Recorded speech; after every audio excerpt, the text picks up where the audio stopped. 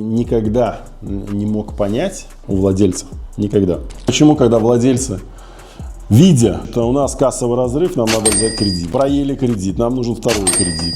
Не хватило денег на налог, значит, нам надо где-то займ взять для того, чтобы заплатить это. Почему они вот на это смотрят, блин? И у них не срабатывает вообще в голове, что, блин, завтра наступит катаклизм. Неужели индикатор, что если тебе нужен кредит, то у тебя убыток? И никак не могу понять, почему люди, владельцы, умные, талантливые, бы придумали хрен знает что если тебе возник вопрос кредита, все, капец, ты в убытках, блин. Опять же вопрос задавай, почему они возникают? Ну ты извини меня, что ты делаешь не так? Возвращаемся в начало, садимся за парту, идем в первый класс, поднимаем. Тетя учитель, скажите мне, чем мне делать, помните? Вот так. Сейчас я приглашаю 10 человек, кому проведу бесплатную стратегическую сессию по развитию бизнеса. Пишите в комментарии слово «сессия», я вам пришлю инструкцию.